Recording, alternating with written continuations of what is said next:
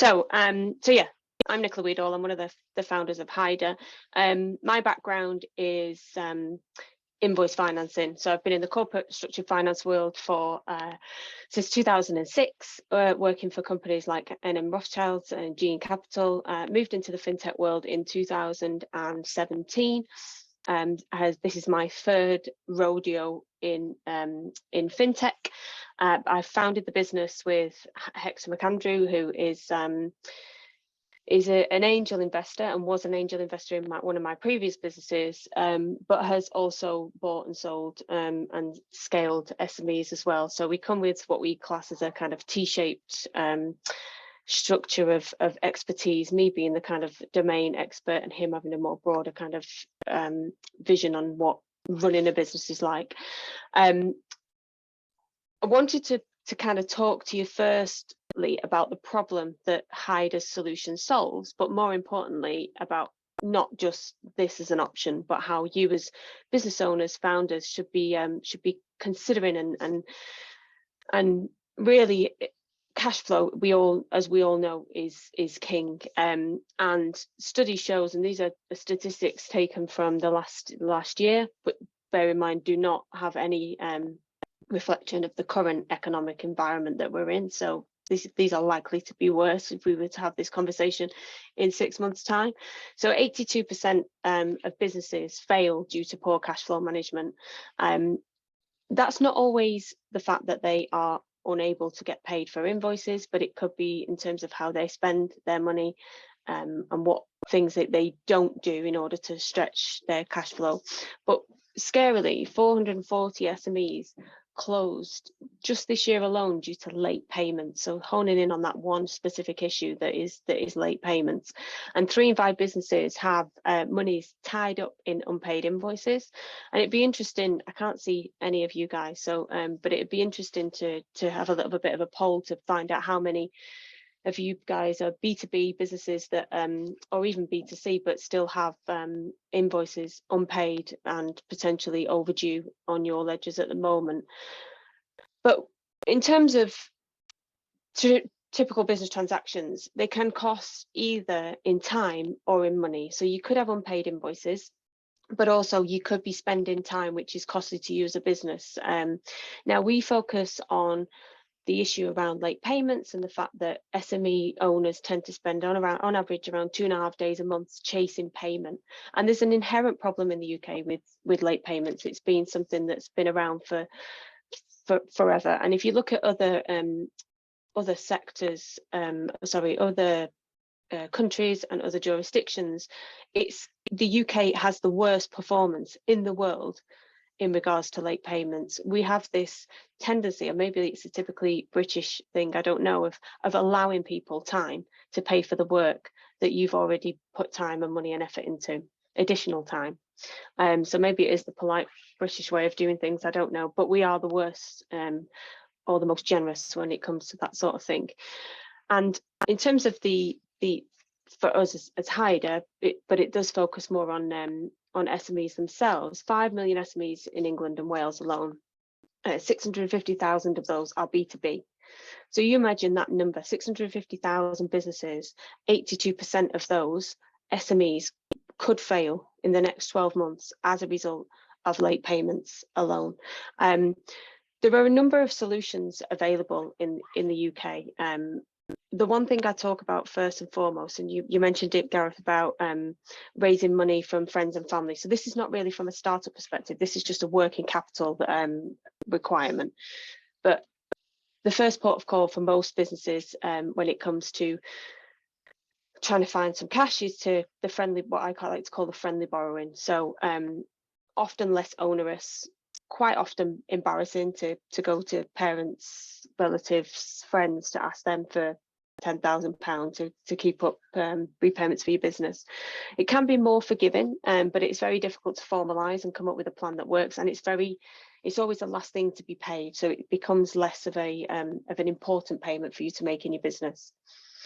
The other thing is loans and overdrafts. So again, can be very expensive and unreliable in a sense that an overdraft can be pulled at any time. And a loan is it's a one-off payment, so you will receive that one payment. It's an injection of cash into your business, and then it's all about keeping up the repayments. It doesn't grow with your business, and they can often come with very restrictive charges. So quite often loans and overdrafts can come with charges on your business, such as debentures, which are very restrictive for you as a business owner should you want to do anything else in the future, and can be often a deterrent for attracting investment as well, and if you are still in that phase of raising investment. And with the other solution that I put in here is invoice finance. So it grows with your business, which is great.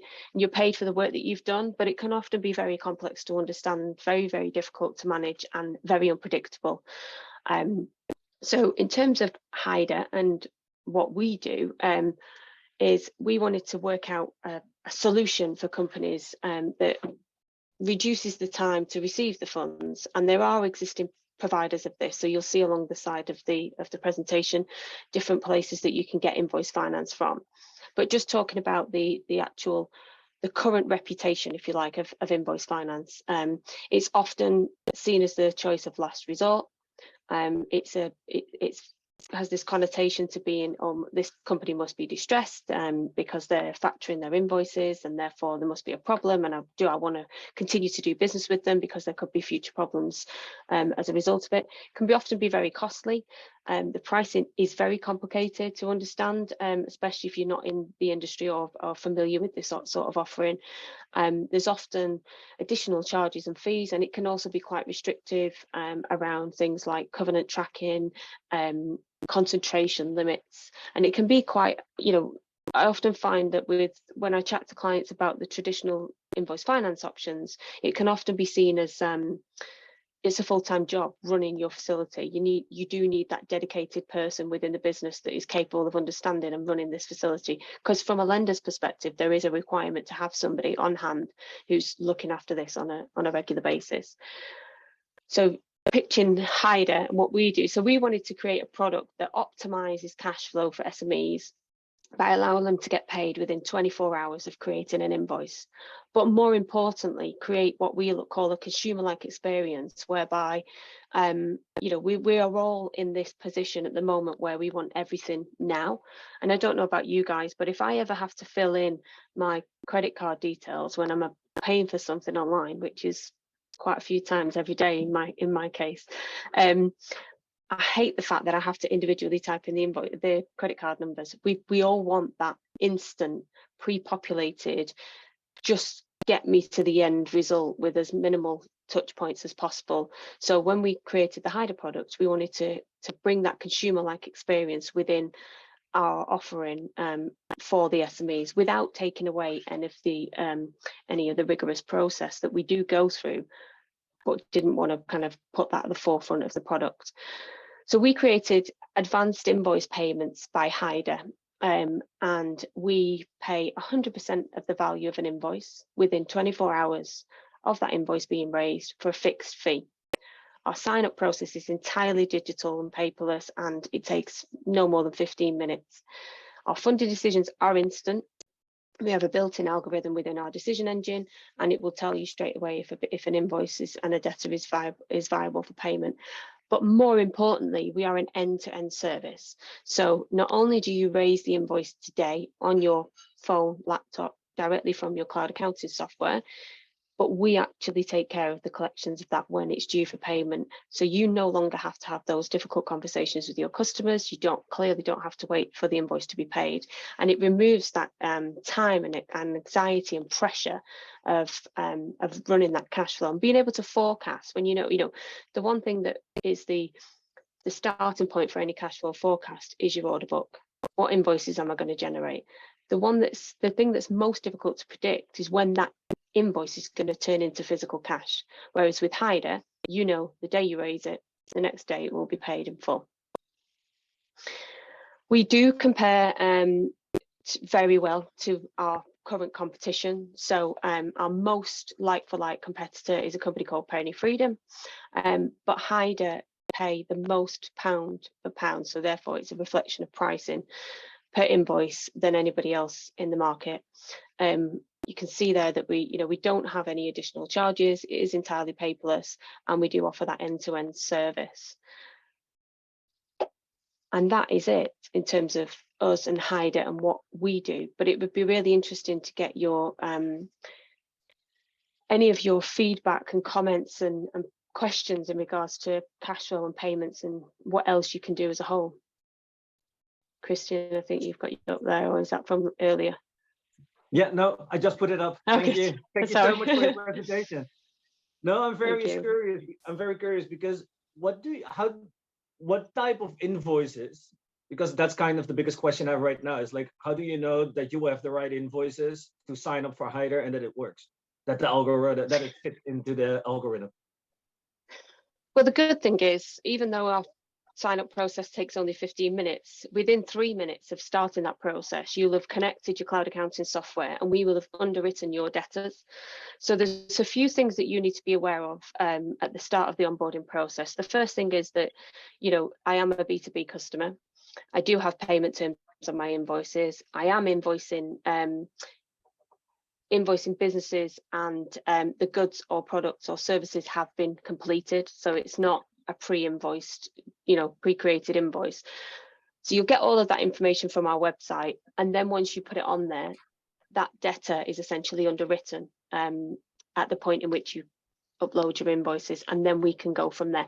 Now with Hydr, with what we do at Hydr, because we build that relationship with your customers and essentially go to them in 30, 60, 90 days to collect the invoice, we will have had a pre-verification call. So we will establish what the payments process is. So we'll take Amazon as an example. If you invoiced Amazon today, you went on our system and you started the onboarding process, we would underwrite Amazon, and we know we know the credit rating. It's all fixed into the algorithm, so we know that we can fund invoices to Amazon. What we don't know until we look at your account is whether you sell a service to Amazon that is eligible for Hydr. So that's essentially the bit inside the invoice, the detail, the item listing.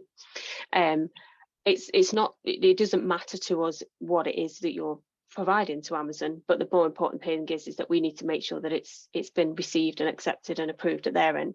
So we'll then have a conversation with Amazon. So we have what we call our initial verification call. We'll pick the phone up to them, we'll establish that there's a relationship between you and them, and we'll understand more about the payments process and what to expect when we are due to receive the funds from them. We do that once, we do that at the beginning, and then every invoice for Amazon thereafter is underwritten automatically on the basis of that conversation that we have, and we've already got a relationship with them. So there is a fraud prevention there that, you know, or don't think you can raise one invoice today that's pucker and then raise another one in a month that isn't, because we've already got contacts and conversations ongoing with those guys. But we don't need to do that at every point that an invoice is raised. And is this phone call? Thank you so much, by the way, for for all the information. That's okay. So is it so that now that when you call, that you call from Hydr, or is it that now you become Hydr supporting scaling founders, in my case?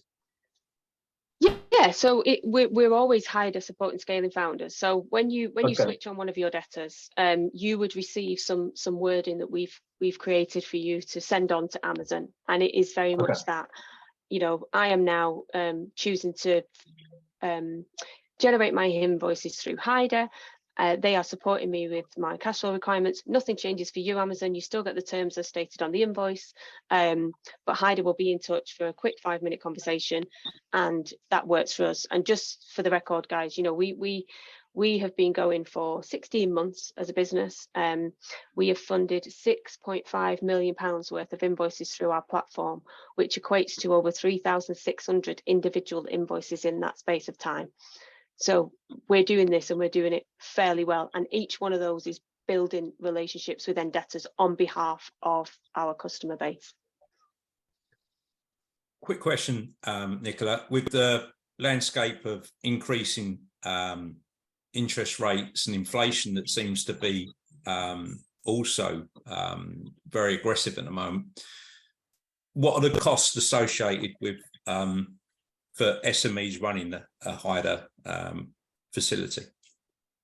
Well, the good news is the costs are well within your own control. So the difference with what Hydr do versus other invoice financing providers is we do what we call selective debtor financing. So you choose a debtor, and quite often our customers tend to choose their worst performing debtor first before they decide to put on any of the ones they really like, you know, just testing how we do things and if we do it well enough for them for us to be trusted with good relationships. You choose a debtor, and at any point in time, if you no longer want to be funded for that debtor, you can switch it off, you can pause it. We sign up to a single debtor finance agreement. There are no minimum terms on there, so you're free to leave at any point you wish. The only thing that you have to do is make sure that we have been repaid in full by your customer before your obligations to that agreement are ended. So you're only tied in for as long as your oldest invoice that's outstanding with us. So 45 days on average is what we have. So you've got the right to choose and switch on and off. Now, it's probably, maybe I'm showboating here, I don't know, but we have not to date lost a single customer, despite the fact that every single customer is free to leave at any point in time. In fact, we're seeing a 200% increase on usage from each of our customers month on month. Okay, are there any sectors at the moment that you're not covering or insuring? We are sector agnostic. We just can't cover, so we look at transactions rather than sectors themselves. So we can't fund contractual debt. So quite often that sits predominantly in the construction industry. So we don't have a lot of construction customers, but we do have some construction customers who provide labour rather than ongoing, like bricklaying or something like that. So it's more transactional based. As long as you've provided goods or services to a debtor and there is no further obligation to do, you know, it's a wider project worth 100 grand and you've invoiced the first 10,000, then we can fund it. Understood. Any additional questions, guys, for Nicola this morning? Well, thank you very much, Nick. It's been wonderful. I got one. Nicola, do you mind? No, go on, Lawrence. When it goes wrong, what's the process? So the good news is we are designed not to be propping up distressed businesses, but to be the provider and support to allow businesses to grow and thrive. What that means is that the invoices that we fund, we personally take out credit protection insurance on.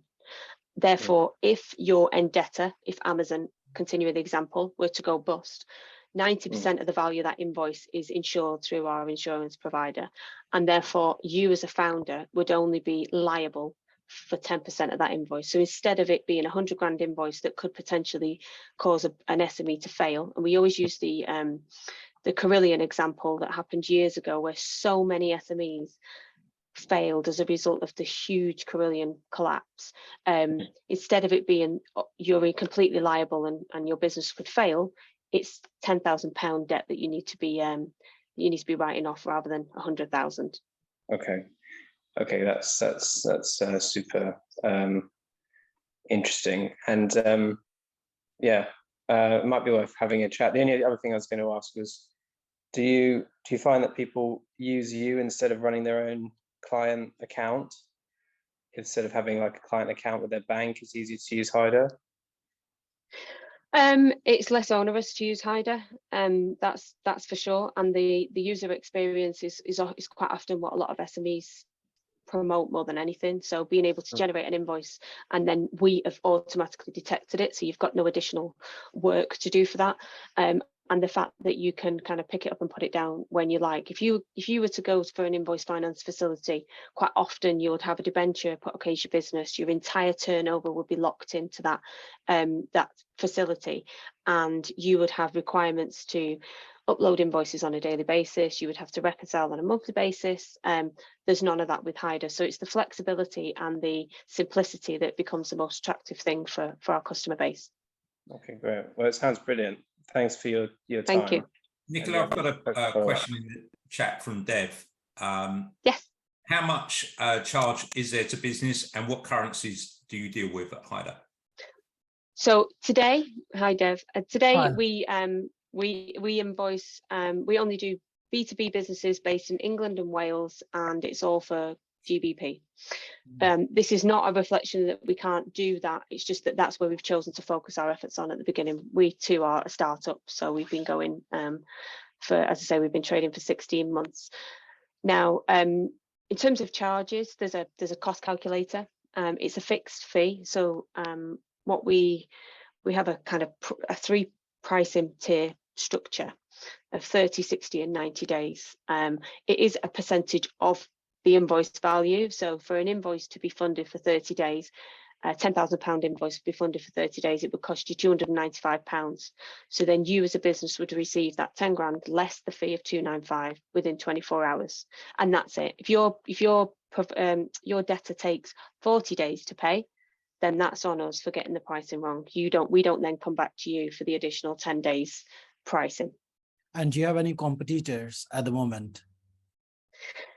Yes, we do. We have a number of competitors. So we've got Penny Freedom, as I say, is our closest competitor in terms of the like-for-like offering, although they are less digitally enabled as us than us, and their fees are much higher.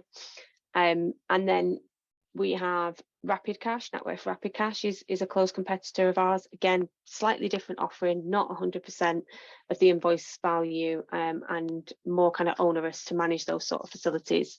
And you are also responsible for chasing the invoice when it's due. There's nothing that is a very close competitor that's offering what we do the same way we do it. So if I'm a business owner and if I've got 20 different companies and I generate the invoices to them, and I know there's 4 or 5 of them are notorious, they take longer than usual, can we only use those 4 and 5 instead of rest of the 15 because they're good bill pair, sort of? So we can choose. No, so you, you would exactly that. You would switch on. I would encourage any of you guys to start the onboarding. Within a few minutes, you'll see exactly how easy it is. But you will be presented with a list of your debtors, and you would select that debtor to check if it was eligible for funding, and immediately you'd be presented with a price based on the current value of outstanding invoices with that debtor. You've got full freedom of which ones you switch on. It's probably worth saying that, because of the fact that we underwrite the debtor and we take on the credit protection element for that debtor, we wouldn't be able to fund the ones that are not creditworthy. It wouldn't pass our algorithm. What we're trying to do is encourage SMEs to want to secure that piece of work with that really well-rated customer who typically pays 90 days to pay. And you just, as much as you'd love to do that piece of work, you just can't, because you can't afford to wait to be paid. Correct. Yeah. Thank you. Question from Peter. You're on mute, mate. Peter, you're on mute. Sorry about that. Yes, going back to my some previous employments I had, where I worked with for an SME providing defence equipment to big defence organisations. Typically, Rolls-Royce Power Systems was the worst one we worked with, and really, it's more about your risk in taking on invoices relating to that. In that, that Rolls-Royce Power Systems were a massive big company, and they bullied their suppliers, and really it's okay, you pay me within a week, 30 days, whatever has been agreed in the contract, but then does that pass on to you for you to get the money out of Rolls-Royce. Also associated with that, there was terms and conditions of contract that were like that thick, that had been flowed down from the Ministry of Defence right the way through, which and there were things in there that people hadn't recognised were actually quite risky from other SMEs I'd worked with, and really it's a question of that all those terms and conditions then effectively pass to you, don't they? If they're going to argue about the invoice. Yeah, exactly. That's why that conversation directly with Rolls-Royce, to understand from them firsthand what we need to do to make sure that we optimize the opportunity to collect that invoice when it's due, is the most important conversation we ever have. It's for that very reason. So you're absolutely right. There's lots of paperwork flying around. There's lots of contracts that are involved in terms of just general doing business with one another, rather than a contractual nature of the debt. So that conversation is designed entirely for that. So, hi Rolls-Royce, please tell me if there's a problem, what I need to do, when I should be paid, what the payment process is, what the invoice needs to have on there. How do I optimize this with minimal touch points between me and you in 60 days time when I'm coming to get the invoice from you? Would it not be that you're a relatively small company in comparative terms to Rolls-Royce, that they would also bully you? And would it be that then you'd be thinking before you take on my business, that you think about some of my suppliers, and you'd make a decision about them? Yeah, so I guess we're professionalizing the credit control element on behalf of SMEs in general. So, you know, with all due respect, how often was an SME have a conversation with Rolls-Royce at the very beginning of their relationship and say, right, you tell me what I need to do to get this invoice paid in 30, 60, 90 days time. So you've already put that hard work in at the beginning. So therefore, what you're going to present to Rolls-Royce is going to be the finished invoice that's got no issue with being paid, obviously subject to the work being complete. You've complied with all of their requirements, you've sent it to the right person, the right email to get it signed off, it's got the purchase order number on, you know, it's whatever it is you need to do. You filled in the procurement form before you actually, and you've got the right bank details, etc., etc. All of that's already been done.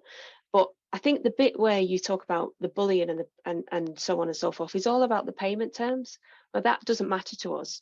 That's why we're here. So we become the remover of the friction between you and Rolls-Royce by coming in and going, well, that's great. We know what to do to get the invoice paid. You can't afford to wait for that invoice to be paid because Rolls-Royce are like this with the SME and you're just under their thumb. So we'll come in and we'll make sure the invoice is as it needs to be, and we will wait to the terms that Rolls-Royce want us to. No, that's great. Thank you. You know, passing that level of risk across to you sounds great to me.